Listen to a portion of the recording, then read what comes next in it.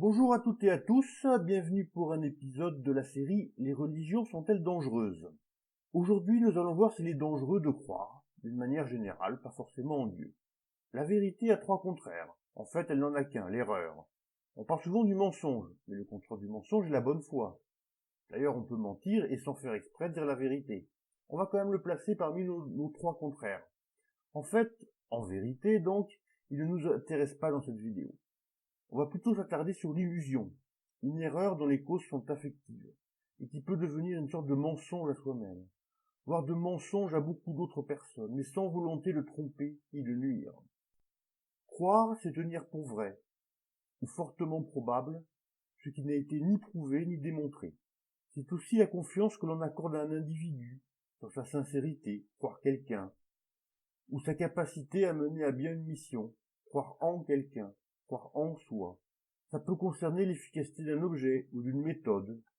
Je crois que c'est la bonne clé, je crois que ça va marcher, je crois que ce pont est solide. Vous passeriez? Selon les définitions, la croyance renvoie à une estimation plus ou moins faible, mais jamais trop faible. Si nous n'avons qu'une vague idée, nous pouvons toujours juger au pifomètre en attendant d'en savoir davantage. Mais on se gardera d'employer le verbe croire. Si nous sommes sûrs de nous, le verbe savoir remplace alors le verbe croire. Pour hiérarchiser, nous avons aucune idée, c'est peut-être ça, je crois que c'est ça, je suis convaincu que c'est ça, et je sais que c'est ça. Pour croire à la forme négative, on pourrait là aussi échelonner de c'est peut-être pas ça, à je sais que ce n'est pas ça. Attention toutefois que les négations ont parfois leur subtilité. Ne pas croire que quelque chose est vrai ne signifie pas que l'on croit à son exact contraire. On peut aussi considérer que c'est en partie vrai, vrai dans certains contextes, ou d'un certain point de vue, cas très courant, et qui complique l'analyse. Je n'oublie pas le croire religieux, qui signifie croire en l'existence d'une divinité, faire confiance à cette divinité, la servir dans certains cas, voire se soumettre aux règles d'une religion. Enfin, on a à croire synonyme de gobé, pour décrire un individu naïf, l'adjectif étant alors crédule et pas croyant. Même s'il n'existe aucun thermomètre, on peut estimer le degré de certitude. Et pour une personne donnée, cette personne dira par exemple « je sais que », alors qu'une autre personne, en observatrice, considérera qu'il s'agit d'une simple croyance. La vérifiabilité d'une affirmation a bien sûr une grande importance. Si vous croyez que la capitale de la Nouvelle-Zélande est Auckland, vous avez faux puisque c'est Wellington. Et si vous ne me croyez pas, l'info est 100% vérifiable dans un dico sur Wikipédia. Rien de grave si vous avez commis l'erreur, Auckland étant de loin la ville néo-zélandaise la plus connue et surtout la plus peuplée avec 1 500 000 habitants contre 400 000 à Wellington. Rien de grave non plus pour votre existence. Au pire, ça aura froissé votre ego et révélé vos lacunes en géographie. Et ce soir, vous vous endormirez moins inculte. Vous croyez peut-être, comme moi, que la vie extraterrestre existe. Soit elle est courante et on pourra la découvrir en creusant le sol des planètes et des lunes du système solaire, ou la détecter grâce au progrès de la science dans d'autres systèmes. Soit elle est très rare et l'humanité n'en saura peut-être jamais rien. Idem si elle est inexistante. La vérifiabilité étant pour le moment très faible, chacun y va de son hypothèse, évoquant le paradoxe de Fermi, ou diverses spéculations. Je parle d'hypothèses sérieuses, pas de secte de l'Uberlu, ni de soucoupe volant. Quid de l'affectif ici? Comme il est difficile de répondre pour les autres, je vais dire que me concernant, l'existence d'extraterrestres me ferait très plaisir. Mais ça ne changerait pas fondamentalement mon existence. Faute de réponse, je m'intéresse à ceux qui affirment. Parmi ceux qui disent que non, on a des terre à terre, sans jeu de mots, anti-rêveurs, des religieux, car on n'en parle ni dans la Bible ni dans le Coran, et des écolos qui craignent que la vie extraterrestre ne fasse penser que notre planète serait remplaçable. Ceux qui disent oui sont beaucoup plus variés. Moi, j'aimerais comparer avec la vie terrestre. Y a-t-il par exemple de la prédation? Ça me rassurerait par rapport à la vie en général, et je jouirais de voir la tête des intégristes religieux hurlant au complot. D'autres complotistes aussi, interplatistes notamment. Bon, on va revenir sur Terre, tout en restant dans l'espace. Une jeune enfant lance à sa mère « Maman, t'as vu? Le feu d'artifice a touché la Lune !» Ce à quoi la mère répond « Imbécile, c'est à 400 000 kilomètres !» Dans le film Le Pacha, au tout début, Jean Gabin raconte « Albert et moi, quand on était gosses, on croyait que les péniches allaient jusqu'à Shanghai ou sous les ponts de San Francisco. » Et Albert, toute sa vie, a continué à croire à des trucs et des machins. Ces croyances d'enfants sont-elles des erreurs ou des illusions? Les péniches sont les seuls bateaux que voient les enfants parisiens, et dont la taille les impressionne sûrement. Il y aura peut-être une déception quand ils apprendront qu'elles se limitent au transport fluvial, eux qui rêvaient de voyage, ou pour qui gros bateau égale longue traversée égale tour du monde. Monde dont ils ont peut-être une vision raccourcie. Sur le feu d'artifice, il offre un joli spectacle. Il ne peut donc être que puissant. Quant à la Lune, outre le fait que 400 000 est un nombre qui parle peu à une fillette, on la représente sur les dessins pour enfants en train de sourire. Et c'est la nuit de la nuit. On veut la savoir proche. Les croyances des enfants nous font parfois rire, ou sourire. Mais celles des adultes valent-elles mieux? Nous avons tendance à grossir ce qui est proche de nous et à rétrécir ce qui nous est éloigné. Déjà, notre cerveau appréhende difficilement les grands nombres. On a beau savoir que le Soleil est à 150 millions de kilomètres de nous, notre esprit le voit proche. Prenez une tête d'épingle, placez-la à 15 mètres d'une orange. Vous avez la Terre et le Soleil. De même, nous ne sentons pas la Terre tourner, ni sur elle-même, ni autour du Soleil. Il y a encore des gens qui n'y croient pas, soit par manque d'accès à la culture, soit parce que cette vérité les dérange. La Terre, notre monde, n'est que l'électron d'un grain de sable perdu dans l'univers. Moi, ça me rassure de savoir ça, mais c'est très con aussi. Que ça vous dérange ou que ça vous rassure, voire que ça vous laisse indifférent, la vérité existe. Les plus bernés décomplexés par l'immensité de l'univers et la fausseté du géocentrisme se réfugieront dans les théories du complot. Les autres devront l'admettre. Sans doute zapperont-ils les docus d'astronomie. Mais qui n'a jamais zappé un docu qui l'agaçait, en particulier lorsque le commentaire présente comme tout à fait normal, ce qui nous hérisse au plus haut point. Déjà, il paraît qu'on est nombreux à zapper la météo annonçant du mauvais temps, comme si faire disparaître l'image ou le son allait modifier par magie les prévisions. Le lendemain, il faudra bien accepter la dure réalité. S'il pleut avec un vent glacial, il pleut avec un vent glacial, que ça nous plaise ou non. Il faut bien sûr distinguer les croyances des fantasmes. On peut laisser aller son imagination. Au sens ancien du terme, c'est une hallucination. Au sens courant et moderne, il s'agit d'une fuite de la réalité vers un monde qui correspond à nos attentes, à notre idéal. Même si certains fantasmes résultent de nos angoisses parfois morbides ou paranoïaques. Sauf maladie psychiatrique grave, on sait que ces fantasmes sont des sortes de rêves éveillés. On se fait des films. Le cinéma est d'ailleurs du fantasme, comme l'ensemble des fictions, jeux vidéo compris. On a aussi des fantasmes thérapeutiques, comme la sophrologie. Dans tous les cas, nous avons tous besoin de nous évader de temps en temps. Par exemple, si vous dormez mal dans un lieu horrible, imaginez-vous dans un vaisseau spatial, en route vers une destination rêvée, et vous endormirez peut-être, plus facilement. On peut qualifier le fantasme de déni, conscient du réel, ou de substitution, toujours conscient, au réel. Nul besoin de se voir à l'Élysée, champion olympique, ou dans le lit d'une actrice qu'on a peu de chance de rencontrer, pour se trouver dans le déni de réalité. Ceux qui nous suggèrent de nous concentrer uniquement sur le verre à moitié plein, n'en font-ils pas de même? Curieuse métaphore, entre parenthèses, car si on se sert un verre, c'est en général pour le vider, mais passons. On nous conseille de ne voir que le côté positif des choses, ignorer donc la partie négative de la réalité. Or, un verre à demi plein et à demi vide est un verre à demi plein et à demi vide. Il y aurait beaucoup à dire sur la dictature de la pensée positive, à la limite de la candeur. Je n'ai pas dit qu'il fallait sombrer dans l'excès inverse. Vous allez me rétorquer qu'il faut croire en ses capacités, croire en la victoire et en beaucoup de choses. Exact. Mais je crois que, oui, ça m'arrive à moi aussi, il me semble que on optimise ses chances de succès si on connaît ses limites. Celui qui construit un bâtiment a raison de croire en sa réussite, mais il commence par étudier le terrain, et il avait auparavant suivi des cours d'architecture. La connaissance doit toujours l'emporter sur la croyance.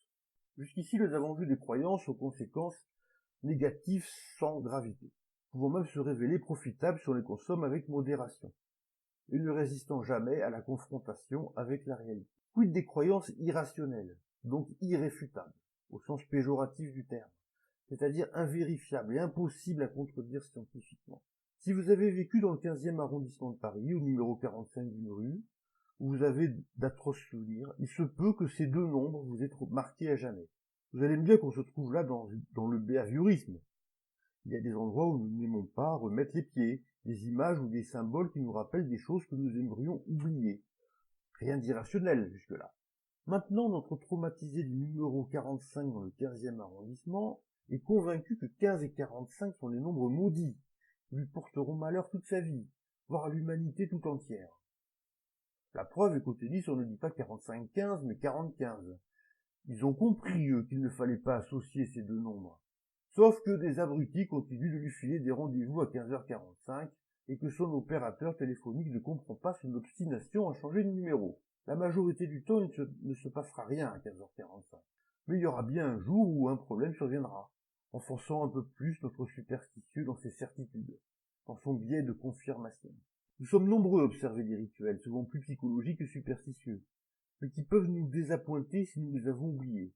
Il suffit de regarder le sport pour constater que beaucoup de champions ont des sortes de tics avant de servir au tennis, ou de transformer un essai au rugby. Il n'y a rien de gravissime, vous me direz, mais une simple habitude, un objet fétiche, le nombre porte-malheur ou porte-bonheur, peuvent progressivement se transformer en superstition qui va empoisonner une vie et celle de notre entourage. Les superstitions sont non seulement pénibles, mais nous poussent à agir de façon déraisonnée. La passivité, il n'y a qu'à éviter de regarder l'heure à 15h45 pour éviter les problèmes. La fausse culpabilisation. Si par malheur j'ai regardé qu'un attentat a lieu ce jour-là, je vais me sentir coupable, responsable de tous ces morts. Ce phénomène est amplifié par notre besoin de nous sentir actifs, maîtres des événements. Le simplisme, ce monde complexe que nous avons tant de mal à comprendre, le voilà réduit à deux petits mondes. Dans la plupart des cas, nous restons seuls avec nos superstitions. Et c'est paradoxalement ce qui peut nous sauver. Le superstitieux de 1545 est bien obligé de s'adapter au reste de la société. S'il est commerçant, il ne va pas fermer boutique entre 15h30 et 16h. Ou alors il risque de fermer boutique définitivement. S'il en parle autour de lui, il s'expose au pire à des moqueries, au mieux à de la compassion condescendante. Et s'il en parle à un psy, celui-ci l'aidera à s'en sortir. Personne ne l'approuvera jamais dans ses croyances. Qu'en est-il des superstitions collectives? On s'attaque là à un problème autrement plus délicat. Si vous craignez le nombre 666, vous êtes atteint d'exaphobie.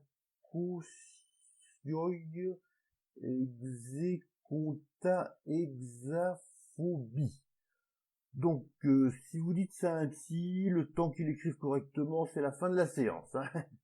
Alors, si c'est le nombre 13 qui vous effraie, c'est de la triskaïdécaphobie. Le vendredi 13 a droit à un terme spécifique, la paraskevidécatriaphobie. Enfin, la tétraphobie, peu connue en Occident, concerne l'Est de l'Asie et la peur du chiffre 4. J'ignore combien de Chinois et de Japonais ont la phobie du 4, car j'ai découvert le phénomène très récemment. Pour d'autres malheureux du 15 et 45, il n'y a aucun nom de phobie. Donc si vous êtes atteint le mot qui est écrit là, vous avez plein de gens qui vont vous conforter dans vos croyances. Et à l'ère d'Internet, vous pouvez vous faire des tas de copains. L'origine de cette phobie est la même. Elle vient de l'Apocalypse à la fin de la Bible. Bible qui a forcément une page 666. Pour certains conspis, le nombre de la bête symbolise le mal, en particulier le nouvel ordre mondial, lequel n'est guère réjouissant, il faut l'avouer. Mais au lieu de dénoncer les vrais problèmes, on s'acharne à rechercher des 6 partout.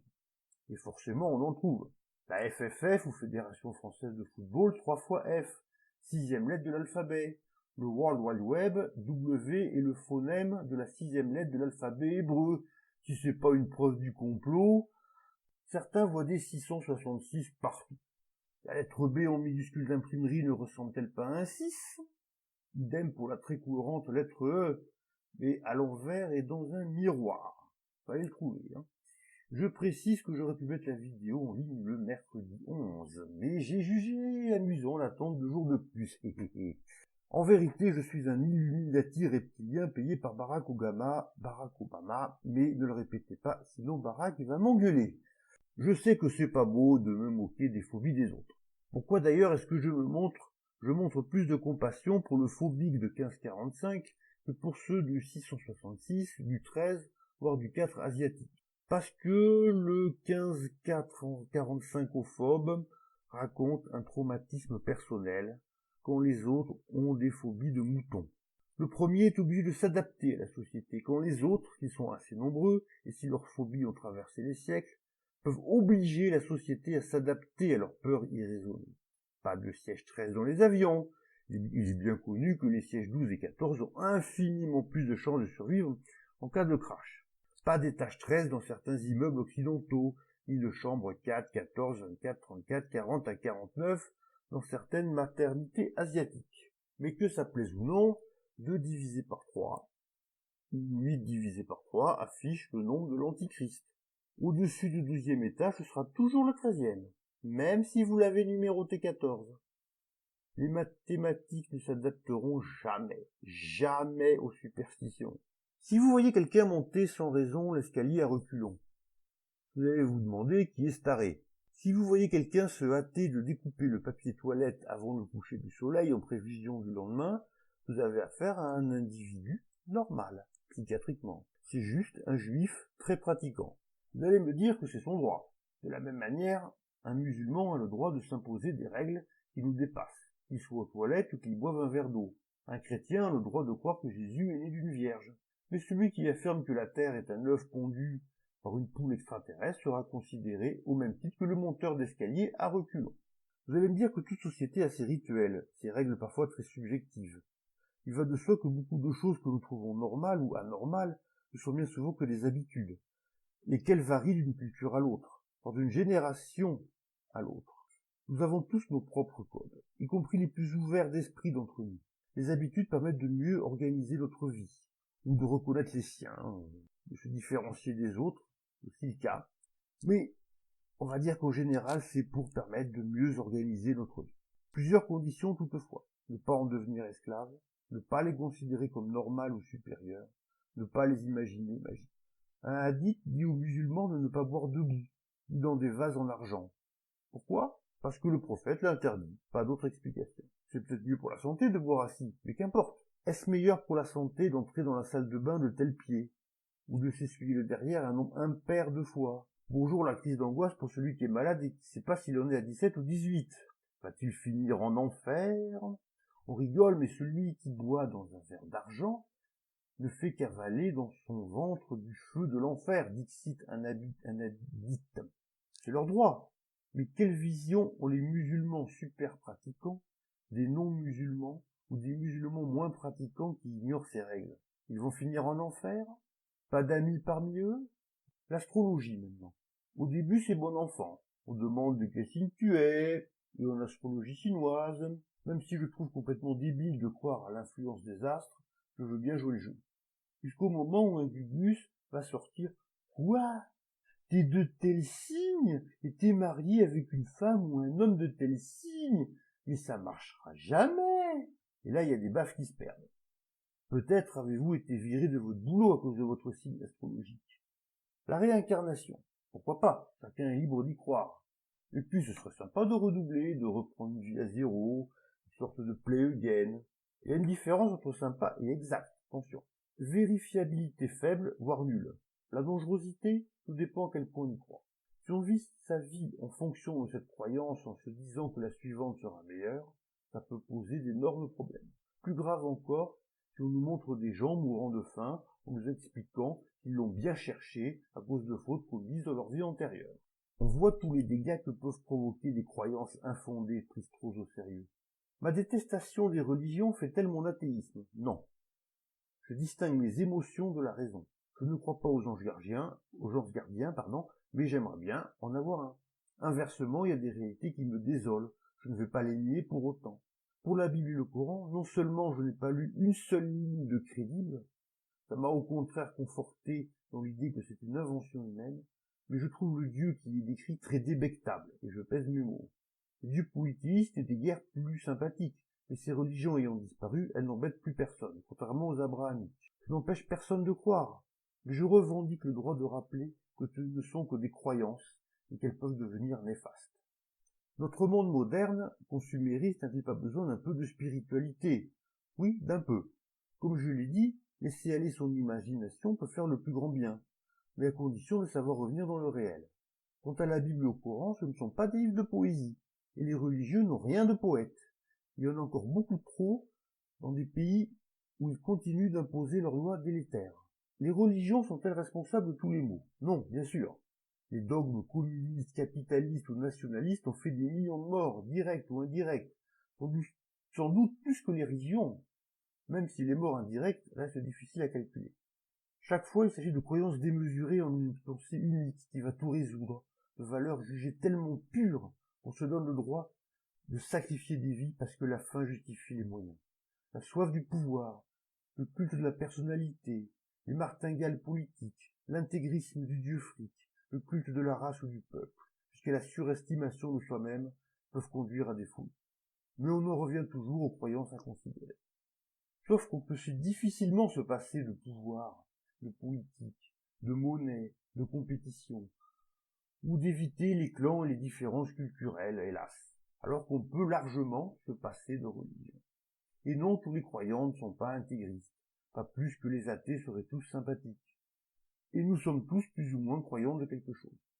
Je n'ai pas dit non plus que les croyances étaient toujours fausses, mais que faute de preuves, elles sont présumées fausses. Un exemple de croyance utile pour terminer. Je crois qu'on peut lutter contre cette maladie, dit un chercheur médical. S'il se contente de croire, il n'ira pas loin. Je crois que ce médicament peut fonctionner.